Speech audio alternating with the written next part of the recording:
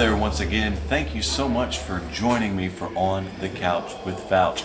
Like the last few videos that you guys have been watching, we are still here at the National Quartet Convention. Well, when you're watching this, we're not still at the National Quartet Convention, but this interview is being recorded at the 2014 National Quartet Convention in Pigeon Forge, Tennessee at the LeConte Center.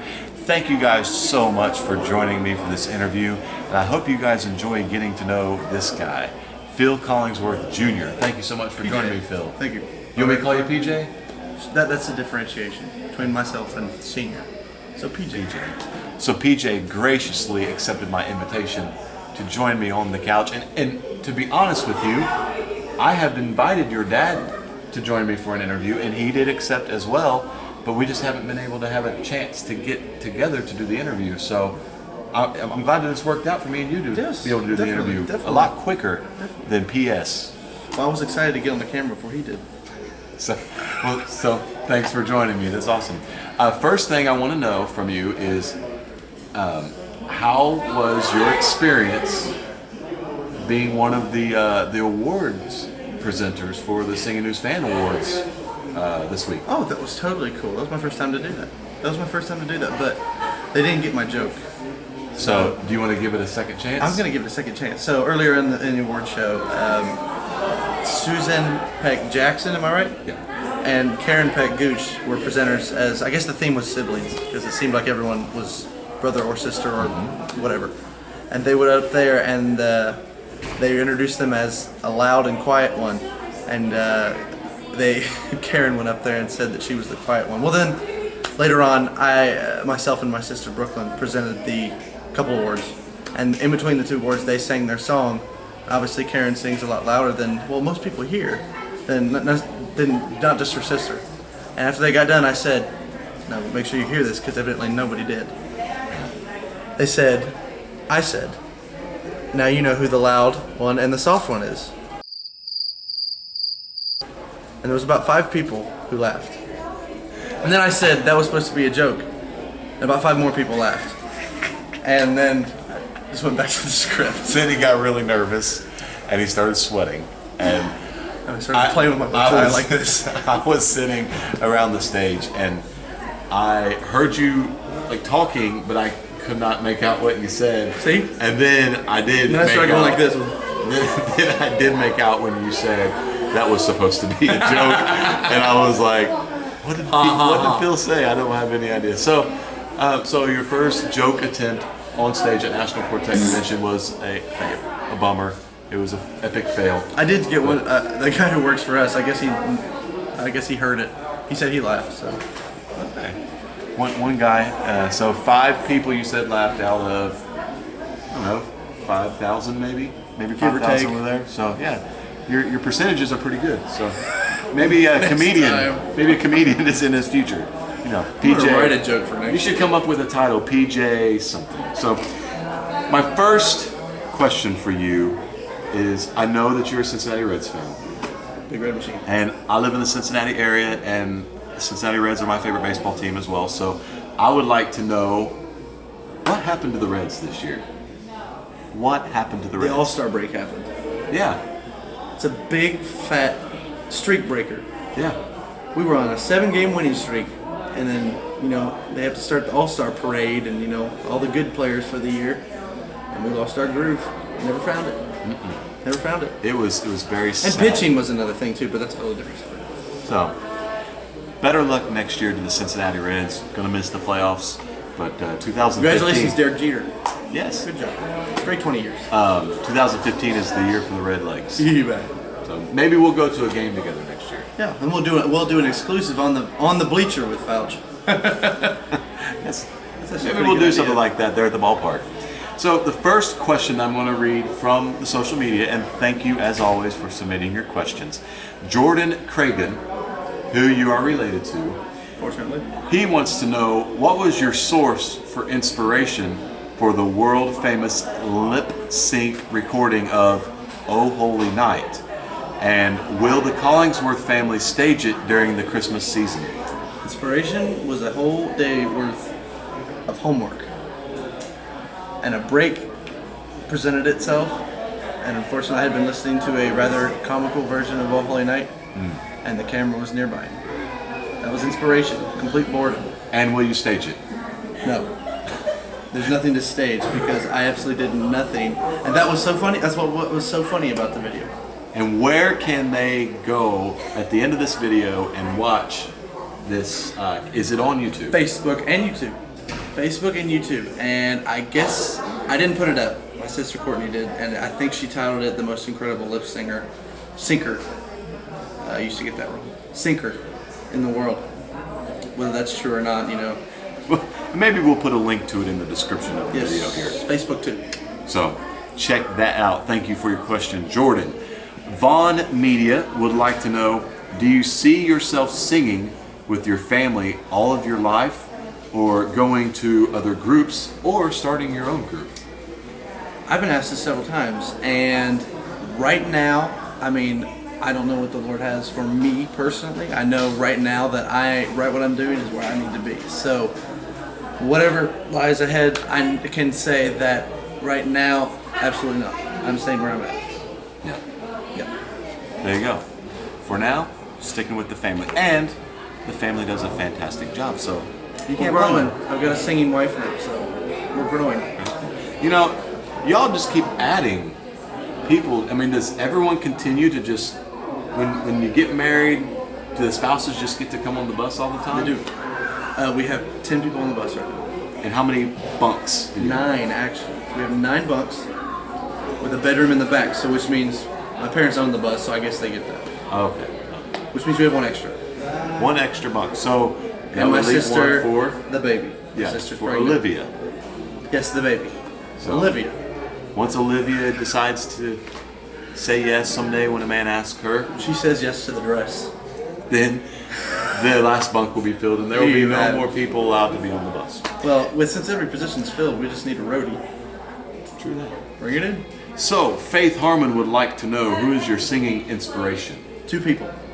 I saw this question Ah, previous to the interview, and I already knew what it was. 2 people. One knows it, and one probably never will. David Phelps, Michael Bublé. Vocally, of course. Not anything Michael Bublé does, so don't think I like him for what things he does. His vocal ability. very cool. Great singers, and that's his singing inspiration. Those people he looks up to. Yes. And she also wants to know, what is your favorite song to sing? To sing. Did you see this one? No, I didn't. Hey. No, I didn't. Is that my family sings that we've recorded, or just at all? The question was just, what is your To favorite sing. song to sing? Oh shoot. Well, I'm gonna go with one we recorded because I like singing so many. Because I'm the type who has the window down, singing very loud at the stoplight. You know what? Not one I love singing is "Healing in His Hands" off our latest album. It's a not necessarily a big ballad. It gets big, but it's a very soulful song, very heartfelt, very ministry based. Of course, it's called "Healing in His Hands," so I enjoy singing that one and using that one to connect with the audience. I really enjoy that one. So check it out. Healing in His Hands. That's his favorite song to sing. Yeah. Your most embarrassing moment on stage?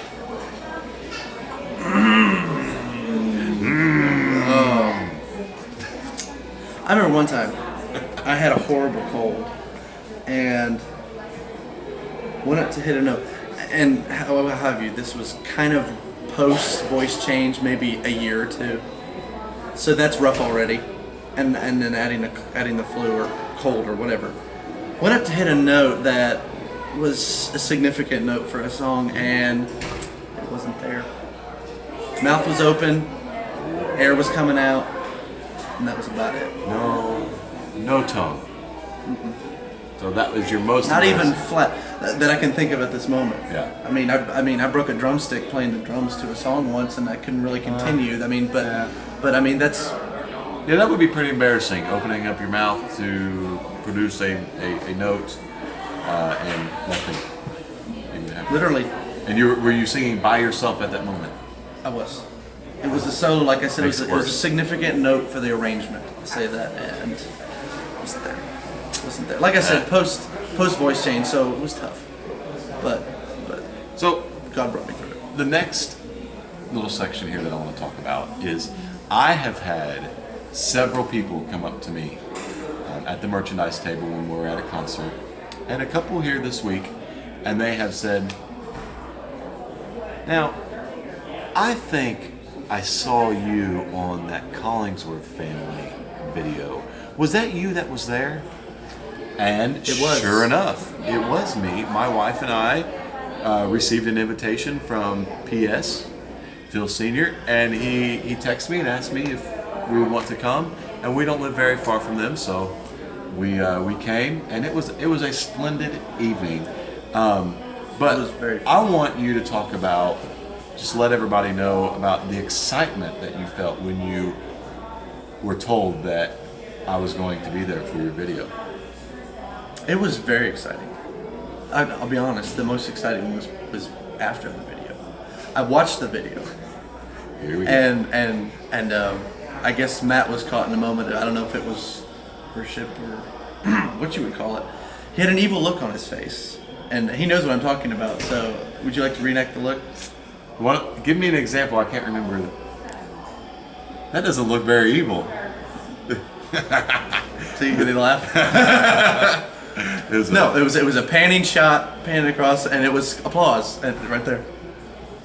And there it was. His wife Candace was looking very beautiful and just enjoying, and Matt had this, I can't wait to go to Steak and Shake look. The video was Hymns from Home.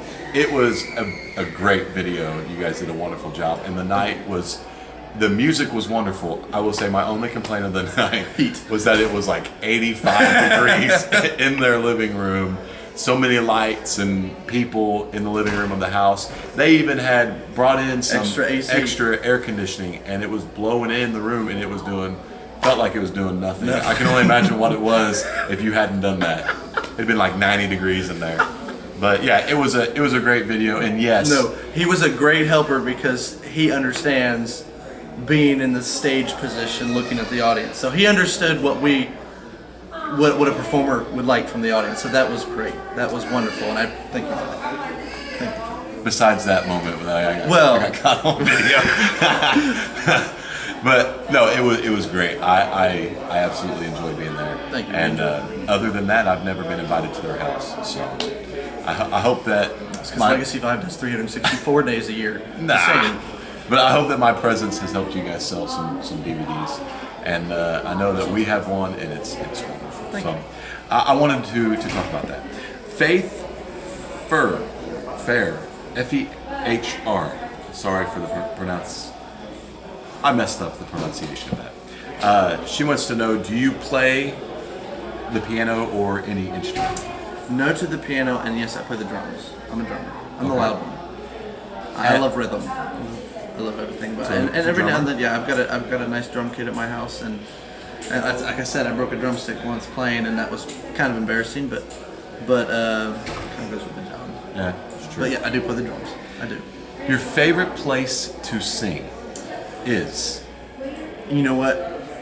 This is a super easy one, but it wasn't super easy up until this last Sunday. Brooklyn Tabernacle. That was my favorite place to sing ever.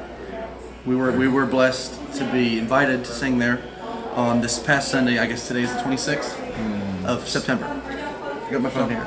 It is the 26th of September, so it would have been the Sunday before the 26th. So I would like to visit there someday.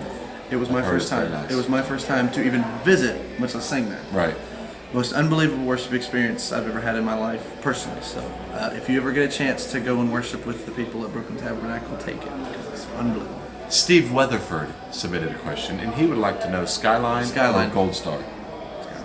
Not even a doubt. Okay, go to the next. Better That was spice, easy enough. better spice. Rob Bronk wants to know, how early do you have to get up to get ready when you're on a bus filled with ladies?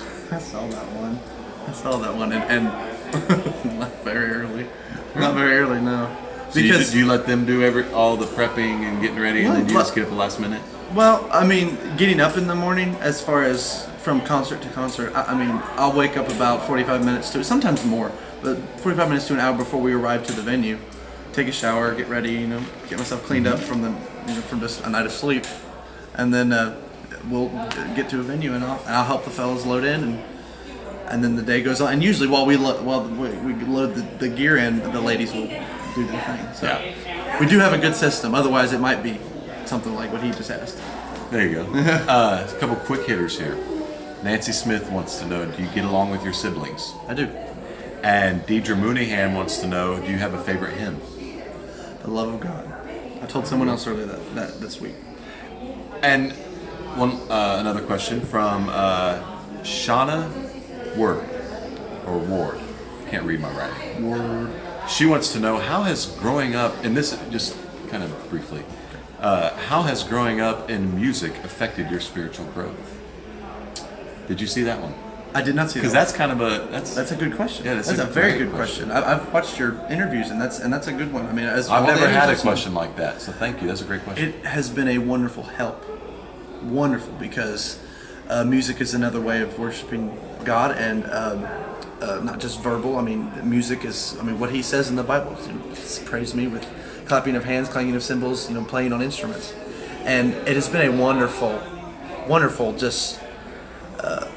I guess a channel to further my personal spiritual life. My wife was from a musical family, so as far as spiritual things go, we had a talk about I think a couple months before I got married, and you were saying how you and Candace went through the marriage counseling previous to being married, and we did the same thing, and we're very compatible on that area because we grew up there. We grew up with music affecting our spiritual lives, not just going to church and hearing preaching, which is very important, by the way. But it's been a very big help. Cool. Yeah, wonderful. So I'm going to just segue into another part of the program that I love, and it's called the Fouch Zone. I switched it up on you. You didn't see that one coming, did you? All right, so you have a certain unspecified amount of time to answer the questions. If you don't get the answer in the amount of time, we go directly to the next question. Here we go. What % of U.S. women keep their maiden names? 2. Time. Collingsworth is a variant of what English name? Time. Texas, Oklahoma, Louisiana. And what state will you find the most Collingsworth? Texas. I said Texas. Oh, you said how? Anyways, I thought it was the question. Name of the first Cincinnati baseball team was? Time. Stockings. And the Reds won the first ever professional baseball game in 1869. What was the score of that game? 2-0. Way.